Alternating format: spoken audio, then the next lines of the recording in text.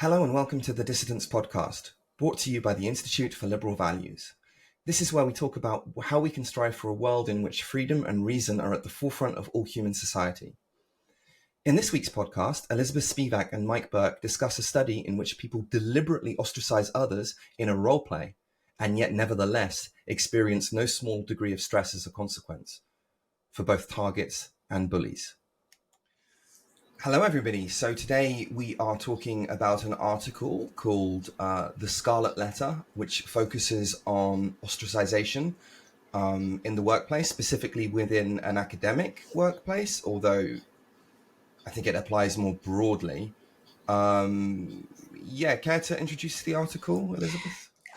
So it's called, it's from the year 2000, so pre, what we think of as cancel culture.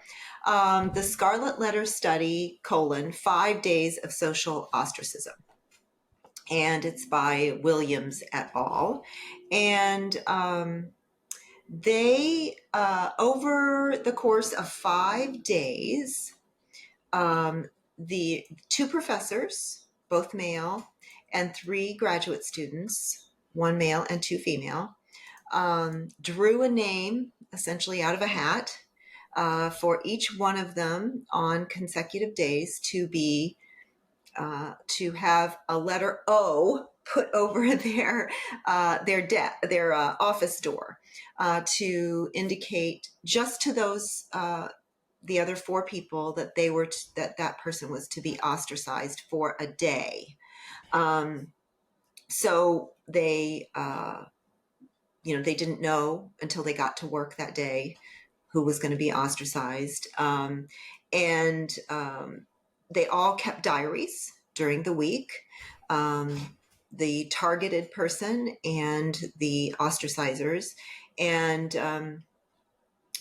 so I just asked you before we started how you felt about the article, and you said it was pretty painful to read. Yeah, it was really painful for me to read, and not because the article was badly written. It wasn't. It was easy to read from a logical point of view. It was not jammed up with jargon like some articles are. So it was well written, but it just brought back horrific memories of being ostracized badly as a child, and recently memories of being ostracized over believing things that I didn't believe, saying things that I didn't say, arguing things that not only did I not argue, but I have actually argued vociferously against, and people believing that I believed those things, that I said those things, that I argued those things that I've passionately argued against. And being ostracized because of that. I mean, that's the most recent memory for me, and it's extremely painful. So it reads. It is an easy read in terms of like you said, it's not a complicated design or anything like that, the analysis, if you will, of their diaries and stuff is pretty. It's basic descriptive data. But I agree. I mean, I definitely was marking it up like, oh, I saw myself, not only in being ostracized, but also in some of the behaviors that I do to protect myself. I definitely saw myself. It's like, ooh, that's me. Me too. So, yeah. So, they do the typical thing in the intro. They talk about how, which we've mentioned before, ostracism is a slow death, and that quite a lot of Americans report either using basically the silent treatment, or having felt like they were on the receiving end of it. So it's used by children, as you mentioned, on the playground and that kind of stuff. It's certainly it's a well-known social manipulation technique, if you will.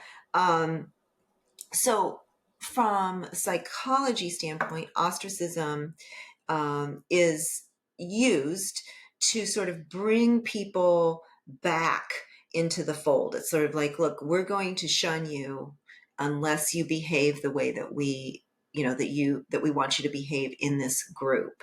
So if you don't, we're going to have to expel you from the group.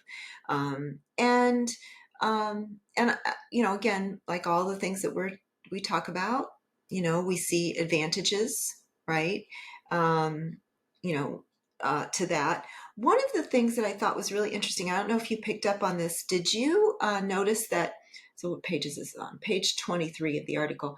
They say that ostracism can be characterized as a non-behavior. So they said targets might notice that they're being ignored and think, is this really happening? Is it my imagination? It's like, you can't really tell. So other kinds of, like verbal abuse, physical abuse, that kind of thing would tend to be obvious, right? Those are specific overt behaviors. But this is sort of a non-behavior, and that you can ostracize someone, or someone can be ostracizing you without actually having to admit to it because it's a non-behavior.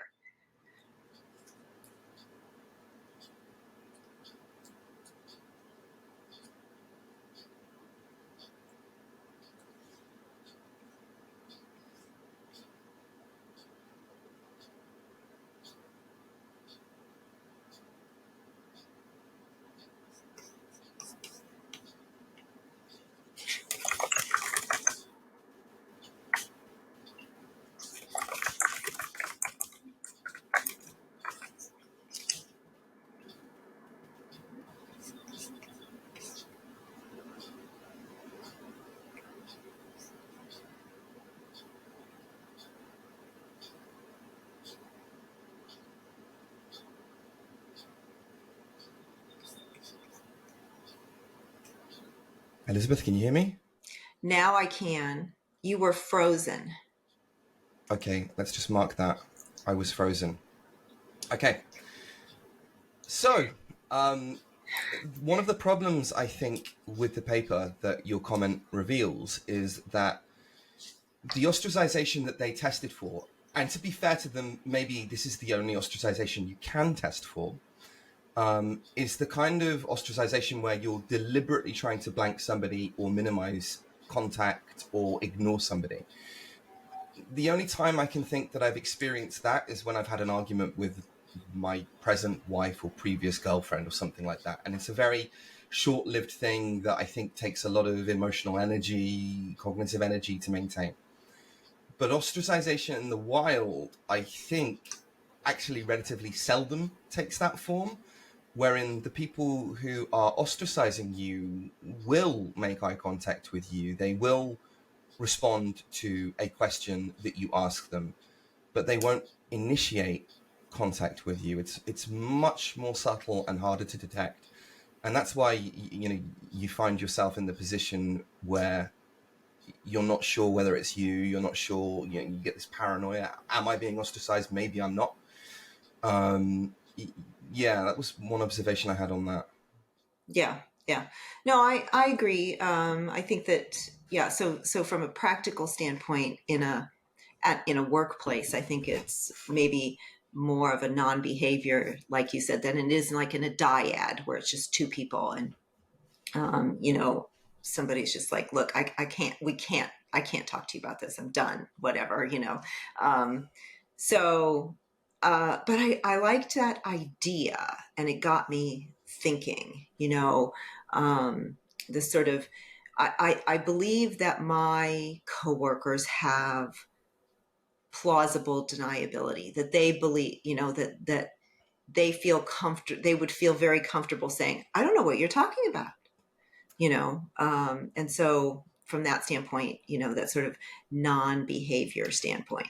And they can make a good argument, right? They can say, but we spoke here. I said hello to you in the hallway. I asked how you were. I asked how your husband was. And, so in other words, you can ostracize somebody quite effectively by doing the bare minimum communications in order to give yourself very plausible deniability. Right. And so the authors kind of go through, 4 dimensions: the visibility, motive, quantity, and causal clarity. And these become relevant as they're analyzing the journal entries. Visibility would be, essentially, are you separated from the presence of others? So, are you ignored in the presence of others? So how, is this online or in person or both? Not answering. I mean, what I get is like, I don't get called on in meetings, Right. right? So just like my hand, like forever, nobody, that kind of thing. Motive could be punitive, which is what you and I have mostly experienced. It could be like completely unclear. Maybe the, you know, defense. It could be defensive. When we get a little further in the article, that sort of defensive or offensive version, like, where you you ostracize them first, kind of thing. Could That's be, what I do. yeah, me too. Some sort of um, uh, you know, maybe they're, again, they're trying to, maybe it's not maybe it truly is misunderstood and they're not trying to ostracize this.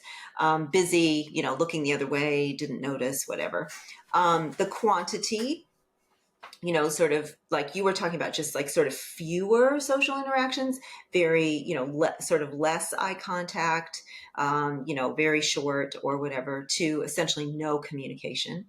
And then clarity, where maybe a person they are aware of why this happened, or don't understand, don't know at all. It's a complete surprise. So sometimes it can be almost explicitly announced, as it was in my case, where in your case, it's like, wait, what? I don't even know where you're getting that, because it No, didn't happen.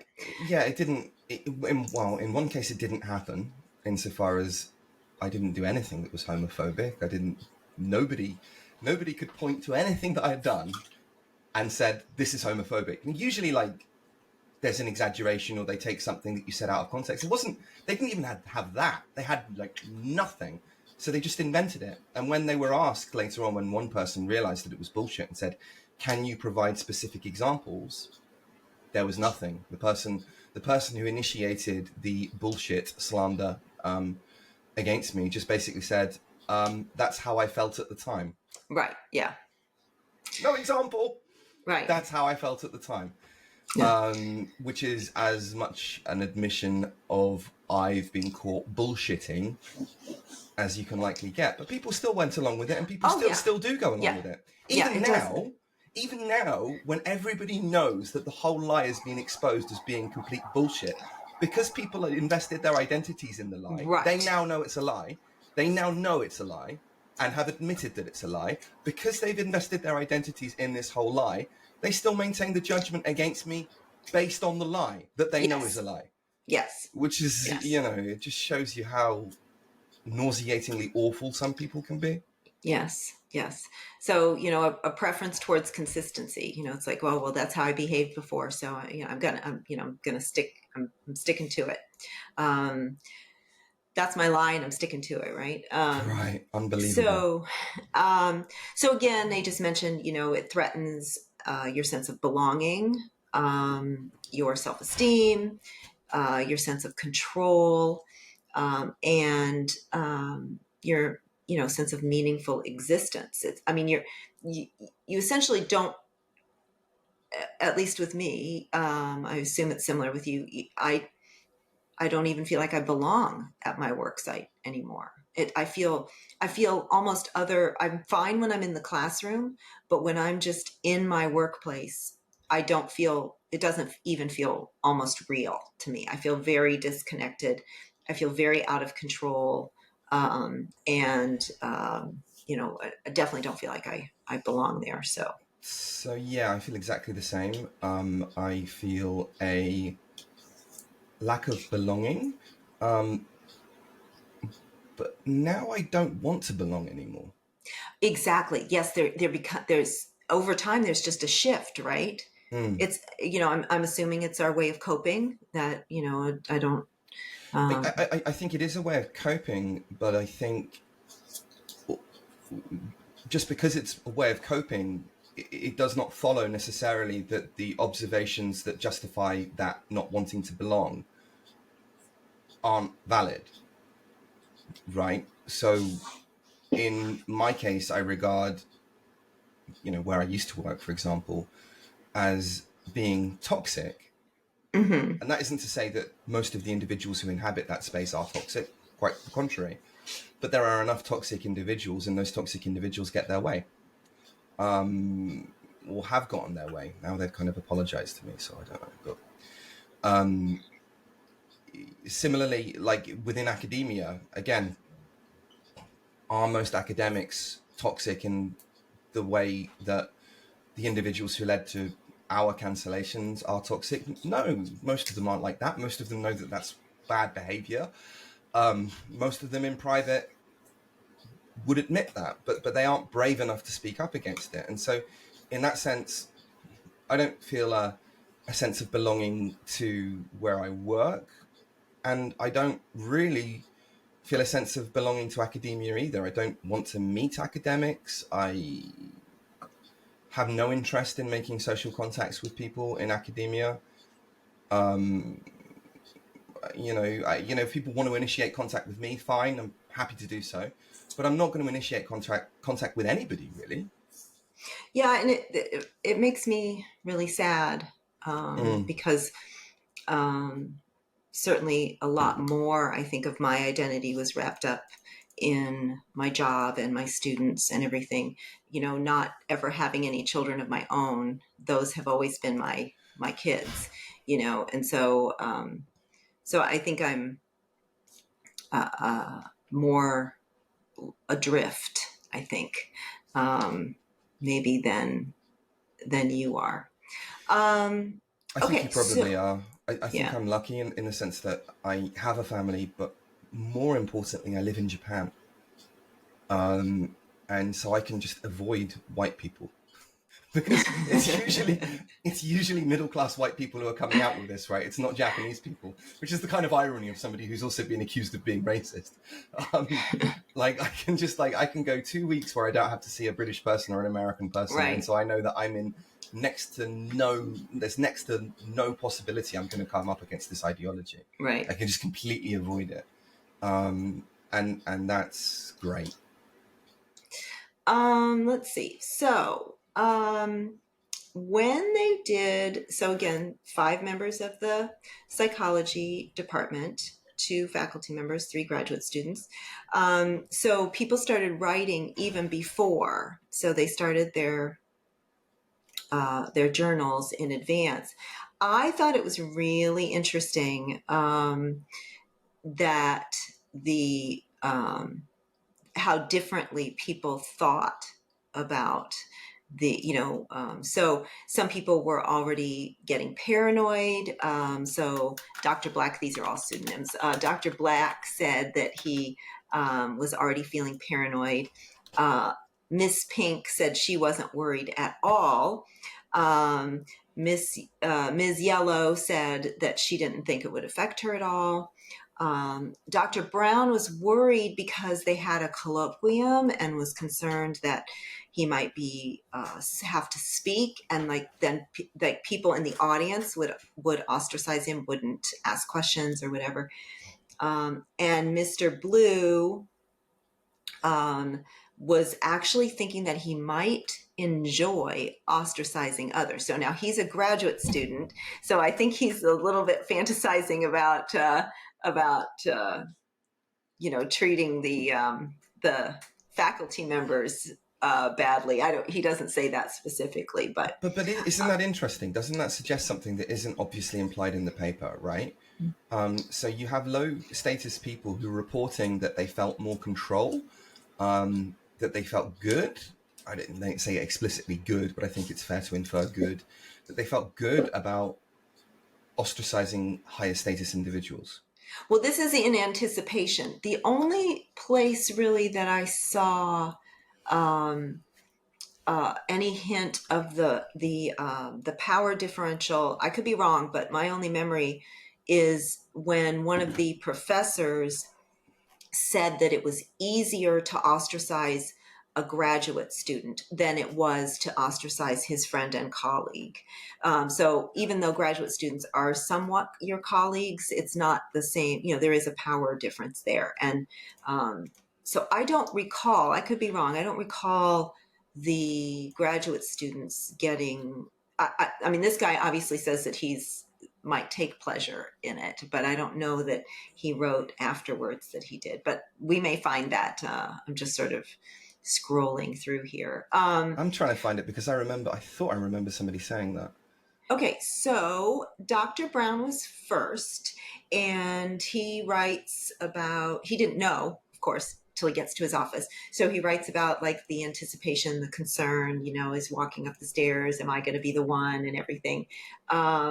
And he also wrote that he saw a colleague and actually mentioned to him, oh, we're going to do this thing and you don't have to participate. So, sort of like, I don't know, like just in case people are acting weird around me, you don't have to join in. And that kind of gets to your point that you made earlier. It's like, it's sort of contagious, right? And once people are doing it, it's like, well, I was doing that yesterday or earlier, everybody else seems to be doing it, so I guess I should too. It's a contagious. So yeah, it seems like he instinctively knows that. Yeah. Probably not as a psychologist, just maybe even just on a naive social level, he realizes that ostracization will spread out to people. Yeah, people start wondering why aren't Dr. Brown and Dr. Black speaking? What's going on? And then who should I not be nice to? And it could just spread. In the opposite sense, I've noticed a similar thing happening in Japan. So, for example, nearby us, a new bakery sprang up with this really weird design. It was like a picture of a slice of bread, like a standard slice of bread, with kind of an expression like this. Okay. As a face on the wall against like a pink background. It was a really weird kind of design. And all that bakery made, usually in Japan, a bakery will make standard kinds of bread. You'll have baguettes, you'll have croissants, you'll have all kinds of different kinds of bread that you can buy. But all that bakery made was this one kind of bread, like the standard bread that you would buy in a supermarket. Loaf of bread. Yeah. Just a loaf of bread. It was a really mysterious shop. And I noticed that like for weeks, like the queue to get bread at that supermarket was huge. Okay. And it was like, what's going, not supermarket, the shop. It was because all they sold was bread. Bakery, just that was it, that one kind of bread. And the queue was huge. And so my wife and I were like, the hell is going on there? It's got to be the best bread ever. And so we joined the queue one day. Yes. Because we concluded that there must be a reason why there are so many people queued up for that bakery. Of course. And we bought a loaf of bread. And guess what? It was just bread? It was just bread. It was just not bad. No, there's nothing excellent about it. I guess if anything, it might have been slightly sweet. Slightly? Like a tiny bit of sugar in there. Like that might have been the only difference. And so we bought the bread and we never bought bread from there again. And a couple of months later, it was closed. So people did catch up. So first they got all got in the line because everybody else was, but then they eventually figured it out. Yeah. Yeah, including me. And so, that's just an example of social contagion. And I think that can work in a positive way, but it can also work in a dark and quite sinister negative way. So obviously the owners of that bakery made a bit of money. Yeah. Or maybe they didn't. Maybe eventually, all of the money was lost because people just stopped going. Yeah, they might have signed a year-long lease. So I've noticed that with restaurants that keep trading as well on a reputation that they once had. There's quite a famous Italian restaurant I know that has this amazing reputation in Japan because people in Japan generally don't understand Italian food as much as maybe Americans or English people would. And it's terrible. Like maybe it was good in the 1980s, right? Maybe like by the standard of Italian food in Japan, it was really good then. I don't know. But like, my I often go there because my great uncle drags me along because he thinks it's amazing because it had that reputation. And yeah, it's terrible. It's just like, Christ, I could cook better than this. So social contagion is a thing. Yeah, it is a thing, yes. So they report Dr. Brown says that he feels awkward, he wants to withdraw, and that any contact is effortful, and he's feeling this sense of dread. And I'm sure that I certainly could relate to that, just wanting to withdraw. And, one of the things I've recently been reading about is that ostracizers, bullies, they also take cues from the target. And so when the target does withdraw, it's confirmation that the target isn't part of the group. It's like, oh, well, look, they're withdrawing. They don't want to be part of our group. They really probably never were part of our group. And so all of our, accusations or thoughts or whatever, are being confirmed by that withdrawal. So it's kind of interesting how, it's a reciprocal kind of thing. So he's talking about the dread, and I certainly feel that, as I'm driving to work, and maybe you felt that on the train, this sort of sense of dread or whatever. I think for me, it's a little bit different. So the article mentions that, in bullying, that males and females will bully in very different ways. And so females will tend to use this kind of ostracization tactic, right? Much more than males would do. Anecdotally, I would argue that wokeism seems to be led by females. I don't have any data for that. The data seems to suggest that it's actually 50-50 in terms of who goes along with it. But it seems to be, and certainly Helen Pluckrose would agree with me on this, it seems to be more led by females than men. And so this ostracization tactic is very, very common in critical social justice. What I find myself feeling when I got on the train is, I just want to have a fight with these people. And I don't mean like, Rocky Balboa. Yeah. I mean like, I want you fucking debate me. Let's have it out, because I will wipe the floor with you. And that's what I feel. So I've got that naturally kind of male kind of response to it. Whereas you might have a more female response to it. Like, I just want to get into a fight with these people. And of course they won't. Right. Right. Yeah. None of them will. So people who were ostracizing Dr. Brown, some of them said that they felt sorry for him.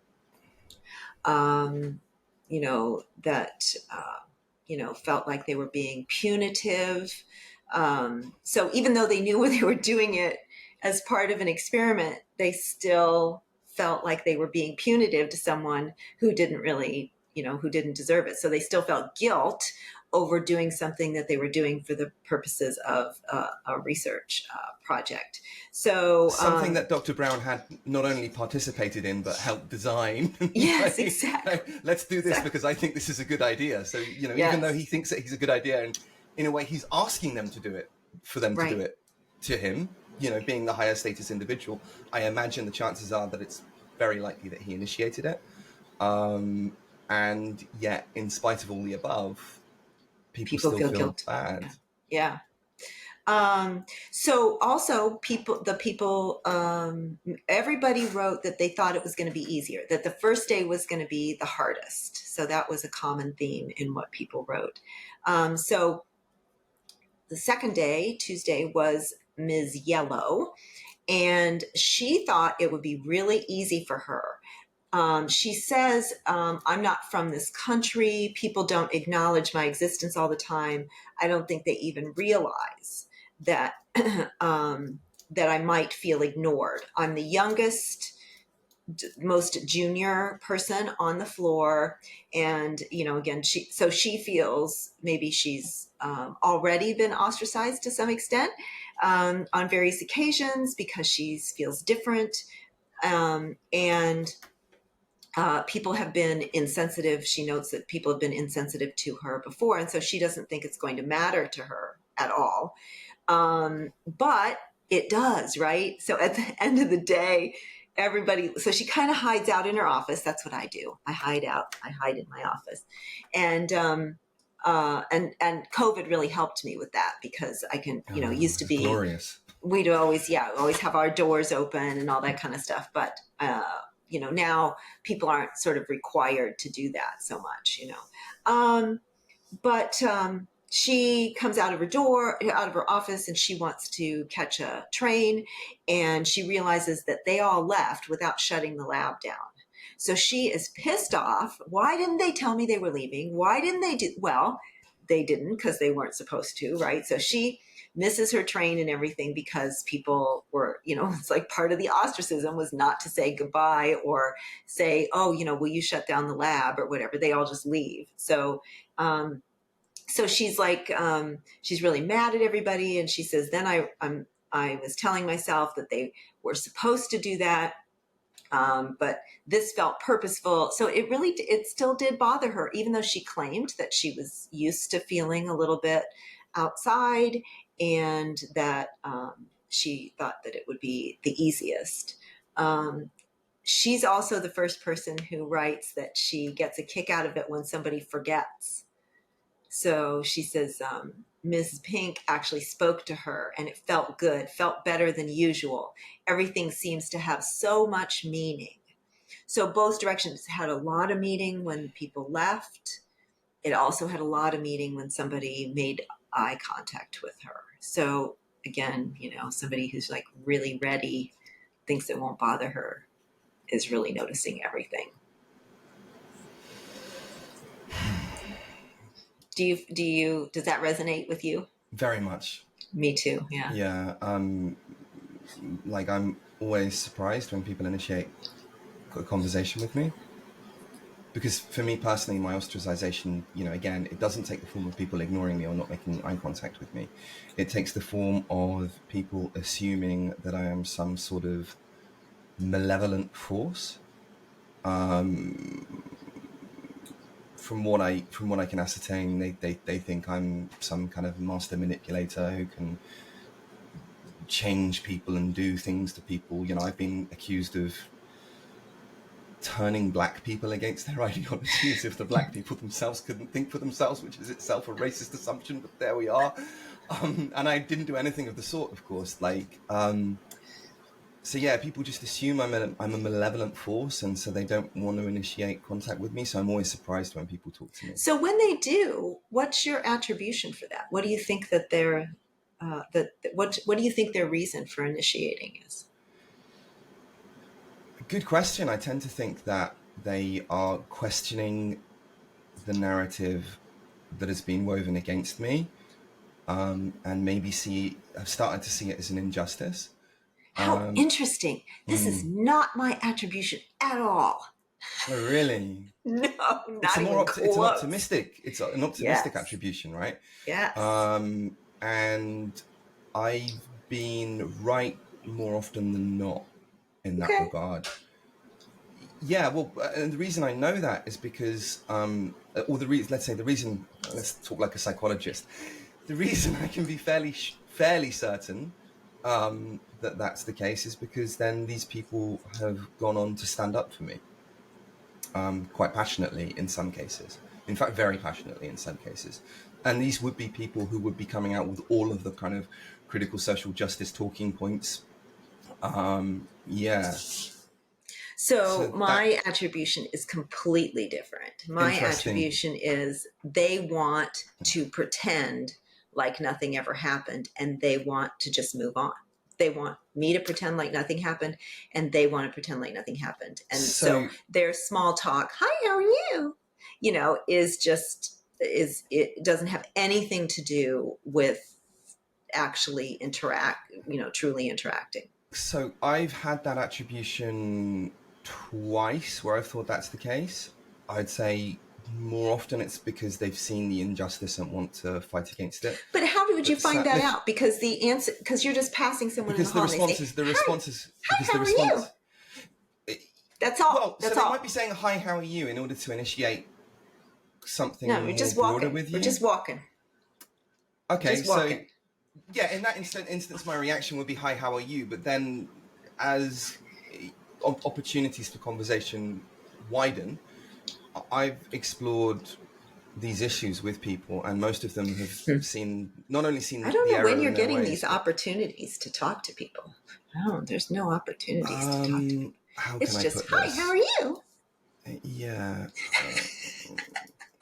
I don't know, Elizabeth. I like have this weird way of communicating with people that is Yes. somehow No, effective. I'm not accusing you of it. I'm just like, I'm in awe, But you know, certainly, like, certainly the kind of thing that you've experienced, I've experienced that in a mm, minority of cases where they just want to pretend like nothing ever happened. But mm, even that would be positive, right? It would be better than no. them participate. Well, it would be less bad than them trying to actively participate in the cancellation. They're kind of not doing it anymore.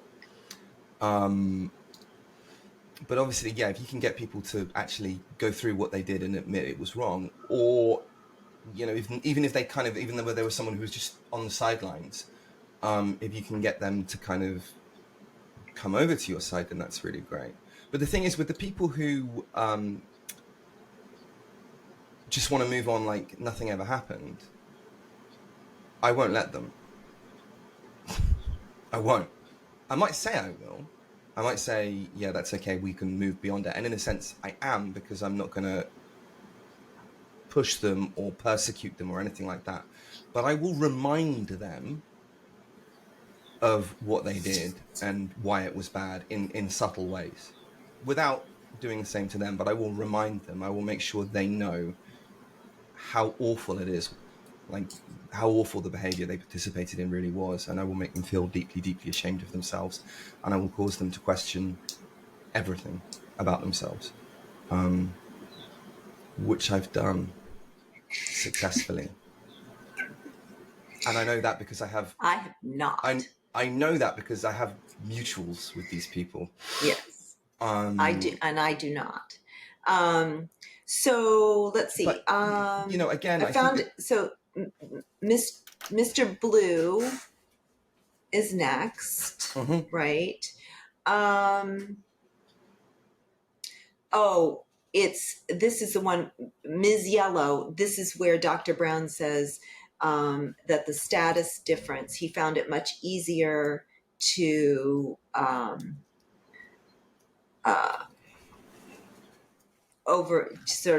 ignore his students than it would have been. He thinks it wasn't that hard to ostracize a student.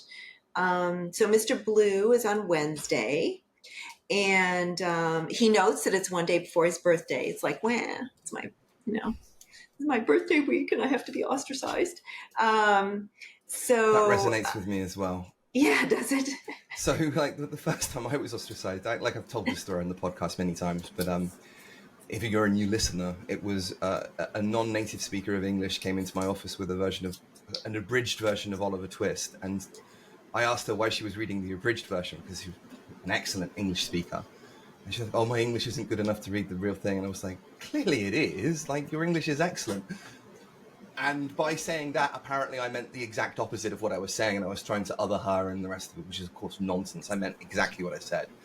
And at the time, she went along with the literal interpretation, which was what I actually meant. And then 2 weeks later, on the last day of the semester, just before we were going to go and break up, "You're a jerk. Everybody thinks this about you, and you were trying to ostracize me by doing this, this, and this, and this." And I was like, "What on earth are you talking about?" But yeah, of course. So that was then, I might have had an It like opportunity to resolve permeated it. the, Well, I might have yeah, had, if there had been 2 weeks yeah, left of the semester, I might have had right, an opportunity to resolve that. I had no opportunity to resolve that, and I right, didn't know who believed that, who didn't believe it. And that was just in the back of my head through the whole of that holiday period, because I right, had no right, way of, right. which was targeted probably, of course, Yeah, I'm sure that she felt safer, doing it doing then. what she did. Yeah. So Ms. Pink, says of Mr. Blue, that little shit is trying to talk to me about everything under the sun. So Ms. Pink is pissed off at Mr. Blue for trying to get her. So it's like, I know you're ostracizing me and I'm going to make it really hard for you. So Mr. Blue actually is kind of getting a kick out of it. And, but he also writes, I feel like a ghost on the floor that everyone hears, but no one can talk to. I saw Ms. Pink in the hall and she forgot she was ignoring me, and we maintained eye contact for about 5 seconds, which felt wonderful. I actually got an interaction. And he says, I don't care if I anger them. I just want someone to notice me. And that's sort of what you mentioned. It's like, I just want to get into it with someone. You know? I didn't feel like a ghost. I felt like I was the devil. Do you know what I mean? Like nobody thought I was an idiot. Nobody thought I was stupid, but people thought I was evil. And so I remember when somebody who then went on to become actually a decent friend of mine, she didn't participate in the behavior against me, but she certainly kind of reinforced, I think, the perceptions that she, the lies that had been told about me. She believed them and she didn't do anything to contradict them. And then once they came for her, and they did come for her, the first person she talked to was me. Sure. And she hadn't bothered. This was a person who would blank me in the corridor, right? When I tried to say hello. And when she did talk to me in the beginning, I got the feeling as if she felt like she was doing a deal with the devil.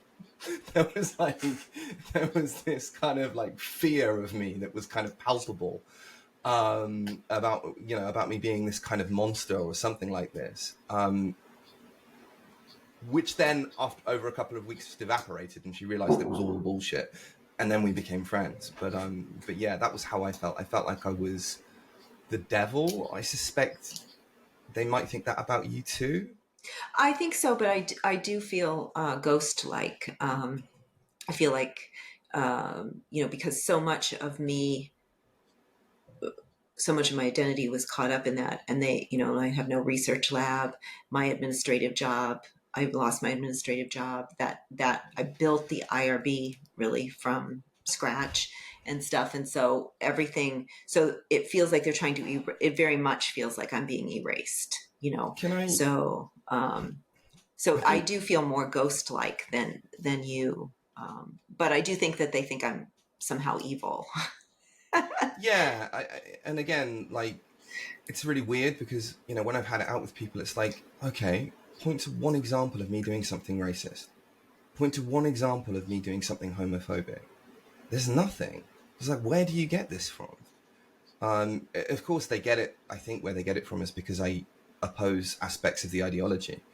An ideology that they don't actually know. So you must have those feelings, because otherwise, there could be no other possible reason that you. Yeah. So the only reason why I would oppose parts of the ideology must be because I'm evil, and the fact that they can't articulate the problems with me is because I'm very clever. Right. God forbid it's not that there aren't problems with the ideology. Right. And they wouldn't know because they haven't bothered to read it. Right. God forbid that I might be right. But it is funny when some of them kind of come over to my side and it starts to dawn on them that I was right all along. Right. There are problems with the ideology. And what has happened to me is perfect proof of what the problems with the ideology is. So when it's Pink's turn on Thursday, she uses defensive ostracism. So she's not talking to them. So she says, today is my day to be ostracized and I'm going to enjoy it. I'm looking at it as a game. It's a battle of wills and a contest. I'm going to do a better job of ostracizing them than they can do of me. That is totally me. It's totally me as well. Totally, yeah. It's totally me. Yeah. And then she also says, I certainly wouldn't, as the day goes on, she says, it's beginning to take a toll on her. and she would not want to work in this environment on a daily basis. And it does suck. It really does suck. And so it sucks, but I sometimes take a perverse pleasure in it. Yeah, I just think and they write about this over and over again. You see, it's like, it's exhausting. It's exhausting. It's completely exhausting. Yeah. Yeah. And so for people who believe, and I may be one of these people, for people who believe they're being ostracized when maybe they're not, or believe they're being microaggressed, against when maybe they're not. I do get I hear it. I hear them. They are exhausted because they're looking for it all day long. And I understand that, because that's what I'm doing all day long. Is I'm on defense, I'm on high alert, I'm on defense, I'm like ostracizing them first. I'm looking for signs, that you're going to stab me in the back and that kind of stuff. And it's exhausting. So I don't even know. And again, I don't know if it's real. Some of it's definitely real, but right. Some of it is some of it isn't. Probably. And yeah. Because what happens to you, right, is that once you've been cancelled, you become acutely sensitive to that danger, as you would be with any other danger, right? Like trauma, right. For example, if you've been molested, if somebody rubs up against you by accident on the train, you might be acutely sensitive to the fact that maybe they're trying to molest you. And it might not be that at all. It may simply be a crowded train or something like that. You become acutely sensitive, and so you will detect it. You'll see it when it's there. You'll be better at detecting it than the average person would be.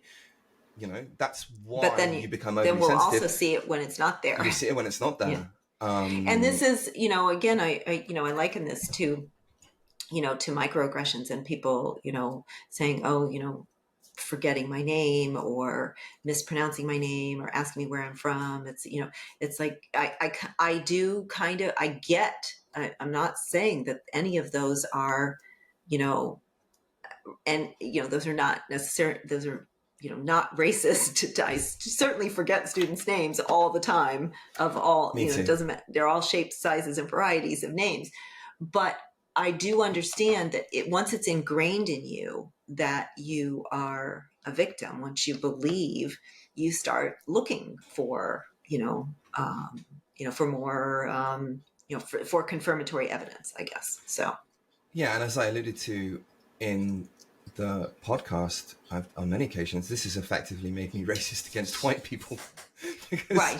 Because I know that this behavior, like from empirical evidence, that this behavior is going to be not working class white people so much, but upper middle class white people are really likely to exhibit it. I just avoid them like the plague. I don't want anything to do with them. Now, of course, that doesn't mean that I assume that they're evil, but talking to another white person is of high risk, and so I avoid doing it. You're not going to assume they're not evil, so. No, I'm really not. Yeah. Isn't it weird that I kind of come at the anti-white thing, albeit from a very different direction? I agree with the woke, but not for the same reasons. It's very odd. So Mr. Black is the last day. I've got a cough here. Muted myself there for the cough. So Dr. Black is on the last day, and now he's the only one that knows it's his day, right? Because everyone else, it has to be his day. So he starts anticipating the next day much more viscerally, I guess, the day before. And so he does have to give his they have like a little colloquium on, like once a month or something in the department, and they talk about their research and everything. So he knew that he was going to have to do that, and that, people would, ask him questions or something like that. And this really got me was while someone else was giving their talk, Dr. Black, who's, the ostracized one, okay, he puts the O on his forehead and starts making faces and stuff, trying to get a rise out of the person who's presenting and the other audience members. He's trying to, like, That's be what I do. silly and I trying do to that too. get attention, make them laugh, make them give him attention and stuff. And he writes, when a couple of them smirked and openly laughed, and he said, I felt victorious. And he did tell one of the speakers that they had done a good job, but the speaker was, uh, um, knew, that he was the ostracized one, and so didn't say thank you or anything. It's like he just kind of like looked away, and they wrote, it's that it was, one of the most hostile ostracism days of the whole week. So it was the end of the week, and people were getting, the way I thought about it to myself is that people were getting really good at it. Mm-hmm. It's almost like I'm kind of getting into the game now, right? So, they spoke, the one says that they spoke over, the person who was presenting was the ostracized one at one point, and they spoke over him, and tried to, make him miserable. So this is like my department meetings where I don't get called on, or they just interrupt me and say, oh, it's time to move on, and that kind of thing. So, yeah, they, people get really good at it. So even while he was on the podium, he said he thought about being ostracized, and so he was very distracted, when he was talking. So, and he says, no matter how much I know why they're doing it, there's a part of me that wonders if it isn't something else. So it's becoming, it's like every person writes a version of that, that I know that this isn't real, but it feels so real. Even in a role play. Yeah. Targets used more emotional terms than people who were doing the ostracizing. And those emotional terms were overwhelmingly negative. So, not surprisingly. Targets were very aware of nonverbal signals, so body language, not making eye contact, shoving. Oh, at one point, somebody shoved something under his door instead of handing it to them. Those kinds of non-verbals. So it wasn't just about not being spoken to, but also, being, somebody turns around and goes the other way in the hallway. So, and, again, maybe I certainly am, constantly wondering about that. Like, oh, are you, I don't know. Are you not leaving your classroom at the regular time just to make me stand in the hallway here? It's like that. Are you trying to make me stand in the hallway where other people might go, hi, how are you? my most hated interaction. So it was difficult. Overwhelmingly, people said it was difficult to ostracize. It was difficult to be the target of ostracizing. And the closer people felt that their friendship was, the harder it was for both of them, and the more questions they had. So it wasn't as hard, between the people who weren't as close, but it was especially aversive for those who were closer friends. And I don't know, did you lose any close friends in this process? Okay, let me think. So for me, it hasn't been one process. There have been different waves. Right. So two of them are related to work. And in both of the ones at work, I actually gained friends rather than lost them, which was really weird. And on both occasions, that wasn't the effect or the outcome that I anticipated would happen. Mm-hmm. The first the other cancellation, actually, it comes second, but it's unrelated to what happened at work. I lost close friends. Yeah, I lost two close friends, maybe a third, and like the third didn't get involved in the breakup, but I haven't spoken to him since. So I guess I lost three. Yeah. I guess he just went along with the other two. Whatever. Yeah, I think that's the friends that I lost actually didn't participate. They just sort of dissolved Right. into the I don't know, into Yeah, the scenery. Sort of, they're just part of the scenery. yeah. I mean, the ones where I lost friends was when I started calling out friends who were sharing. One of whom was sharing memes on social media about, celebrating political violence, Mm. people burning down communities, and the point that I was making is, look, who do you think this is going to have the worst impact on? White middle class people in the suburbs or inner city poor ethnic minority communities? There was already a ton of evidence where this was going to go. And the other one was just, justifying all the above and coming out with all kinds of BLM things. And my point was that can you not see that there are aspects of this emergent movement that might be extremely destructive to the very people it purports to be interceding on behalf of? And of course, I've been completely vindicated in that now. They were ripping off money, saying that they were going to give it to the families of victims. They didn't do it. They're buying fashion labels, building themselves huge houses, doing all these kinds of things, while also creating a narrative that has definitely harmed Black people. As I think we'll talk to Will Riley about, because he's certainly spoken a lot about that. And so, at that point, I was told by them I was going down a right-wing rabbit hole, and they tried to intercede with my family and say, Mike's great, he's a really good guy, but the pandemic has affected him and he's gone mad.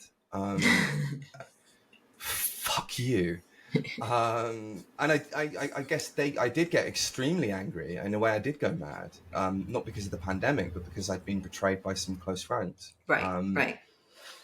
And I Yeah, think, and like I said, for me, the betrayal has been much more passive. They just sort of dissolved, the rest of and them, yeah, the people at work who kind of they weren't my friends in the first place. The people who went against me, right, so that doesn't threaten my. It's still not pleasant. It doesn't, but it's not kind of right. something that really lingers with me. If I had been in your situation, so I mean, like losing 3 close friends is certainly not great, but it's no big deal.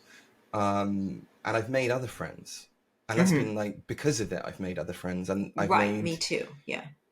I've made better, more courageous, intelligent, moral people like Elizabeth Spivak, No, Helen that's how I feel Blockrose. too. Yeah, exactly. Yeah. You know, and so if I look at it from a purely rational point of view, and I think it's worth trying to do this if you can, the advantages probably outweigh the disadvantages. Do I really want to waste my time around people like that? I mean, what are they worth? Yeah, except I have to. I mean, you were able to change. Yeah, Right. Yeah. a key difference between you and I. I don't have to spend Right. any time around these people. Right. Right. Um, Yeah. yeah, but it still hurts.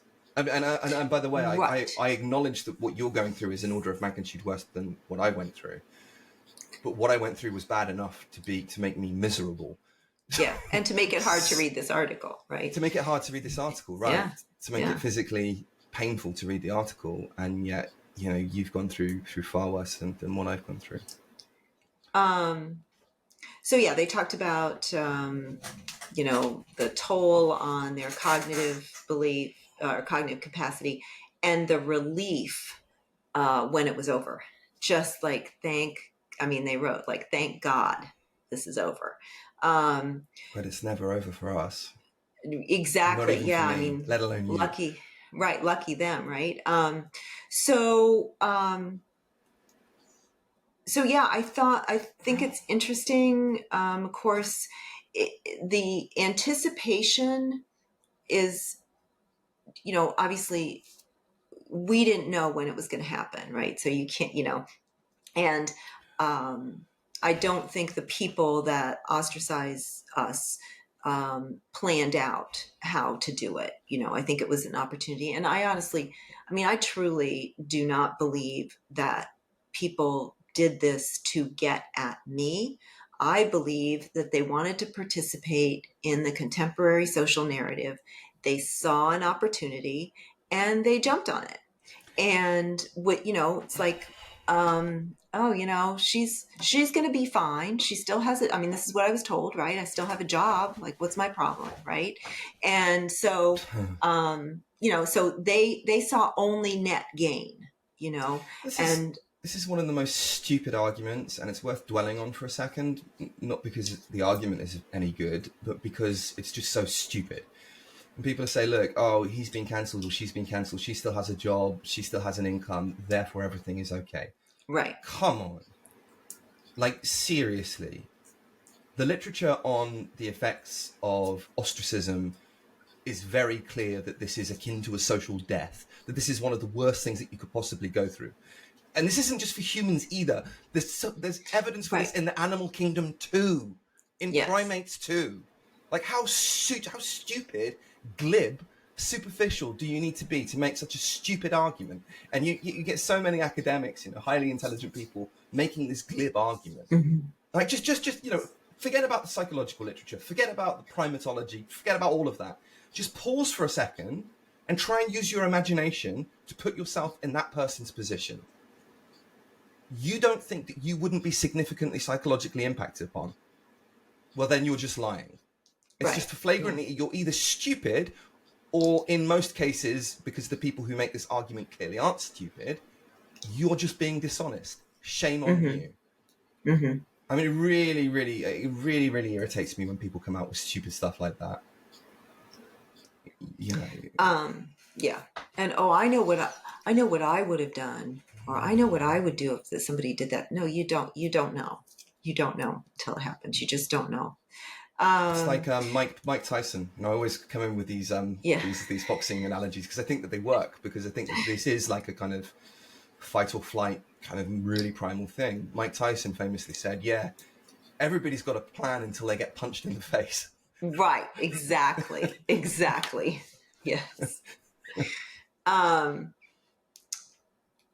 So yeah, I mean, I saw some things of me, like, I might, like one person said, I might go down different stairwells today. I definitely do that. I go up a back stairwell, keep my back to the hallway. I go into my office, I go to a different building to go to the bathroom, so I don't have to be in a small space with somebody else. Somebody says, I've been super vigilant. It's weird it's weird seeking out someone to ignore. It seems like I've taken the easy way out in avoiding this person at all costs. I definitely do that also, where maybe I show up like just in like a minute before my class, where I might normally have shown up like 10 minutes and maybe had some, conversations with students or something. Let's see, passive neglect is what's happening so far. I'm fairly comfortable with this strategy. So one of the things I thought was interesting was that afterwards people felt that they needed to compensate. They needed to make amends to the former targets. They had to, just sort of, I don't know, fix up their relationships and stuff. So they wrote about planning to do that. Dr. Brown wrote, talk to Mr. Blue today. It was good. It was a good and satisfying interaction. I felt we made nice. So, it's like, oh, phew. I made a promise to myself that I would reply to his message at 12:01. So it was like right after the ostracism ended. Like, I wanted to make sure that I, replied so that he would know, that I was, I was on it, that I saw his message, but I was playing along. I was playing the game still. So Miss Pink made a peace offering. She brought some raisins. So but it was offering some, kind of, it's the only thing she had probably, and she wanted to offer something. Um, so I thought that was interesting. I think that I might have experienced that a couple of times where maybe somebody, in a different department, or maybe made an offhand comment, not specifically to me, but maybe trying to compensate a little bit. I don't know. But I had somebody from a different department stop me and say, oh, it's been a year and I just, really been thinking about you or whatever. And so it was it wasn't somebody that I knew well. And I did feel that maybe she was sort of overcompensating. How do you feel towards those people? I guess I want to think that's what it is. I want to think that they, that they genuinely want to make nice, as Mm-hmm. as the one guy wrote, that they, and maybe that they don't, like, the one person actually asked how I was, but a couple of others I've thought, that seems a little unusual, and it wasn't specifically directed at me, and I did wonder if it was sort of an overcompensation, but it didn't give me an opportunity to really interact or find out or anything. But the person from the other department, we did have maybe a 15 or 20-minute conversation, so that was good. And I do think that the person that you met that's at my university, that's the free speech person, I do think that he has done some overcompensating, which I've truly been grateful for. Okay. I'm, I have appreciated that overcompensation. So, Fair what enough. about you? Have you seen that? It's a bit different for me, in the sense that I don't know. I guess the people who actively went against me, maybe I've seen some overcompensation. Okay. I've not directly witnessed it myself. They've kind of talked to me, but apparently other people have witnessed them go into kind of deep reflective states about the stuff that they Okay. did and things. So I don't know. Yeah. I just don't really care about them. Okay. Do you know what I mean? This is one of my coping mechanisms, but I tend to think that people who engage in this behavior are worthless as human beings. That's not to say that I think that they're stupid, although I find that they're stupid more often than not. I know, but that's seriously what I think. But just what kind of person are you? You might as well be a Nazi. You Yeah. might as well be. Do you know what I mean by that? And I'm not saying that they're Nazis in the sense that they're goose-stepping to Wagner or turning up at Nuremberg rallies, or that they think that Jewish people should be gassed or anything. They don't believe any of those things. But were social circumstances different, were they to grow up in Germany in the 1920s Right. and 1930s, they might as well be Nazis. That's what I think about these people. Right. And I think that, like National Socialism and like communism, this movement will not last. And people will look back on this movement and think, Christ, what did I do during those days? I think about that a lot, almost exactly that, where I think, will there come a time when people are embarrassed about what they did, and what it cost our department and the university and other, and students, my students, and opportunities that students won't have because of this. And I think right now they believe that all of that's worth it. Like, everything that we lost, we gained so much more. They didn't gain anything. No, they didn't but gain I anything. know. Yeah. And if Yeah. you were to sit down and talk them through this, talk them through what has happened, they would if you had them in an interrogation chamber, with a light shining there, they would flatly admit, which is what they deserve. They would flatly admit to all of what we're arguing right now, I think, and they may even do in private. I'm not sure that they could, that I'm not sure they would admit, but I think that they would be unable to come up with true gains, other than their own personal, gains. Yeah, By they're short posturing. term. Yeah, they're Right, short term social status gains. right. Extreme cowardice in the face of a destructive ideology that has ideology stroke psychological construct, right? Because we don't want to go down the whole James Lindsay kind of type thing where it's all ideological. It clearly isn't. Ideology stroke social construct that just doesn't do any good anywhere. So I mean, in preparation of an upcoming podcast, maybe the next one, I don't know. I don't know when it's going to go out, but an upcoming podcast that we're going to record with Will Riley.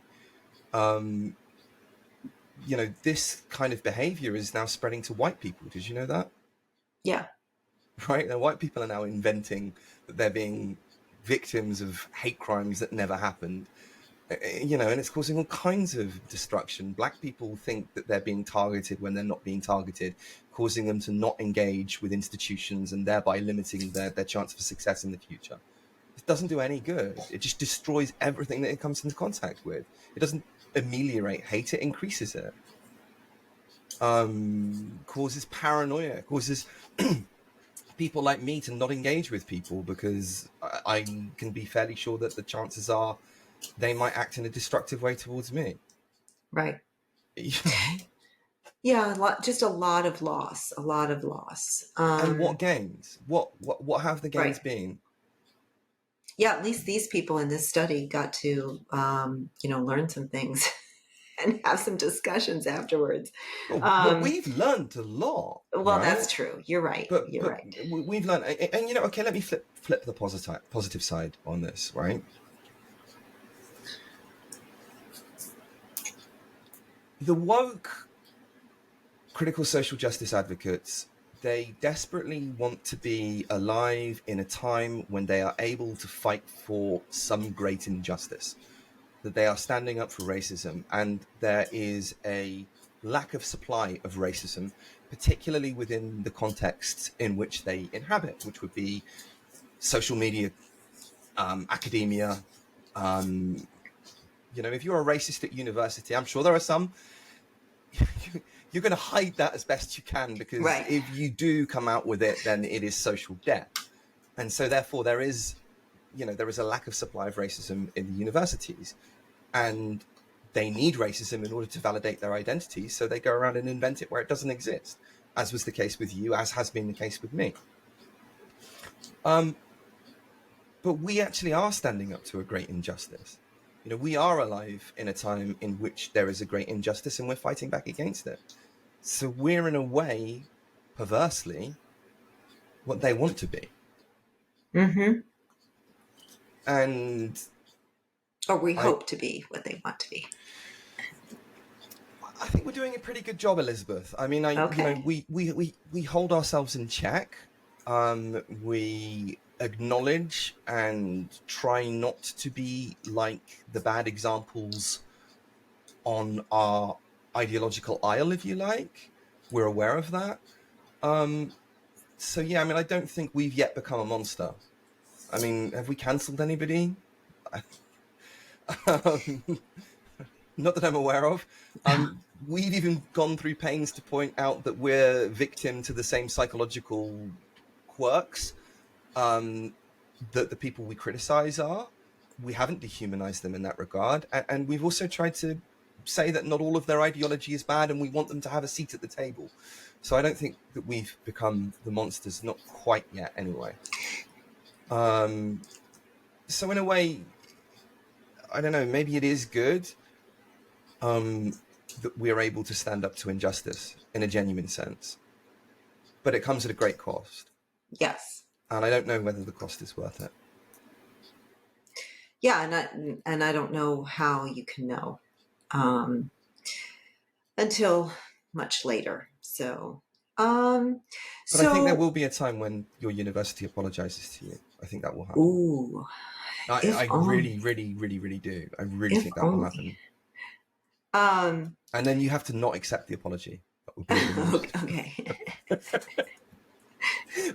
You turn up to the event and then tell them all Yes. why you didn't explain it. And you're a coward, Yeah. you're a coward, you're a coward, you're a coward. Hang your heads in shame.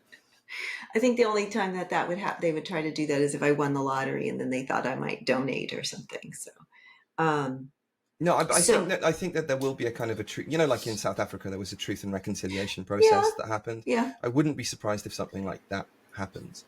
And given that you're not a Christian, you're not obliged to forgive anybody at all. Okay. Thank you. Actually, Christians aren't obliged to forgive either. Only That's true. God That's forgives. true. God, That's you don't have to forgive anybody. So, so they found all of the things that you would expect. Being ostracized definitely threatened people's sense of belonging. They felt disconnected. Somebody wrote, "I feel the need to hug someone," and this was both targets and ostracizers. They felt out of control. Again, as predicted. They maybe got some pleasure out of tricking somebody into, acknowledging them or whatever. That was their way of maybe establishing some sort of control. They, acknowledged that they felt, when they were the ostracizer, felt a little bit of control, but also confusion about whether it was real or not. So there was this clarity. The researchers didn't expect that there to be a clarity problem, right? Because it was clearly a planned and orchestrated series of events. So it was interesting that it affected people that in that way, that they weren't sure, is this real or is this still just part of the study. And it did seem to affect their self-esteem. They worried about themselves, they worried about others. It said, the one person said, it made me feel kind of stupid. They felt a little bit fragile. And so it was, even in this, in a study that was planned, people still felt all of the things that you would have expected. They close on a comment. I mean, this is, their conclusion, which says, they say that, oh wait, now I can't find it. They say that they do not recommend that anyone try to repeat this. So they felt that they learned a lot. Here it is. We feel that attempts to replicate this experience should be taken with extreme caution. Extreme caution, yeah. Yeah. Despite being, an unanticipated week of psychological effects, we were perhaps less affected than less cohesive groups. I mean, they're sort of saying, oh, like we're okay now, but they're clearly not, So any pre-existing quarrels or hidden resentments would have just, made it a lot worse. So, and then they quote, Ms. Yellow saying, everything seems to have so much meaning. And, they say like, this really isn't a good idea, even faking it. So, and I think that kind of brings us around full circle when we opened and you said that this was really hard for you to read, even about someone else, knowing that doing a role play, and it was still painful. So, yeah, I think as we think about, if we know someone, that we think is being ostracized, I think we should acknowledge the pain. And I don't know I think that would go a long way with me as someone who's, being and has been ostracized. Just having the pain acknowledged instead of ignored or poo-pooed, Right, right. just really acknowledging how much. I mean, I said this, I've said this many times, but I don't know what it's like to be Black. How could But you? I do know what it's like to be, an almost 60-year-old woman with, no children, who poured all of her emotional, intellectual, nurturing resources into this job, and had it all taken away in, this, with a tweet. With a lie. With yeah, with With yeah, a lie. um, and having that acknowledged would go a long way. And I think that that um, so I think, yeah, if people are being ostracized, then they should contact us. And if they know someone who's being ostracized, you might just acknowledge it. Yeah. And I'm just going to reiterate something I said earlier. The psychological, primatological evidence is crystal clear. This is among the worst things that you could do to a person. Just because you're a millionaire living in some amazing mansion in Los Angeles, this is still gonna hurt a lot. There's no way of avoiding this pain because it's ingrained into us as primates. In fact, probably even going back before primates. I'm sure we could see this kind of behavior. I don't know, but I'm reasonably certain we could. And so when somebody says something as glib as, "Oh, you're going to be okay," it's a really stupid thing to say, a really shallow thing to say. In the only advice, no, not even advice. The only thing I would say that has helped me, and will this work for you? I have no idea. Would be, don't go purely on the defensive. Go on the front foot. Another boxing, metaphor. Go on the front foot, because at least then you have a degree of control and you can feel a little bit better about yourself, that you're not just on the receiving end of everything. Go on the front foot, stare these people down. Don't just be on the defensive. Don't disappear. Don't let them have their way. That will give you a sense of control, but also because the people that participate in this kind of behavior are bullies, and bullies are cowards, by and large. They might well not pick on you again because there are easier targets out there. So that's the only thing I would say. And also, finally, find a community. Come and talk to Find a us, community. Yeah. because that helps. Because if you've been exiled from one community, but you find a better community, then arguably that's a positive. I think it would be a positive for me had it not had such an impact on employment and stuff like that. But we'll see what happens in the future. Yes, go on the front foot. Okay. Good. All right. Thank you very much.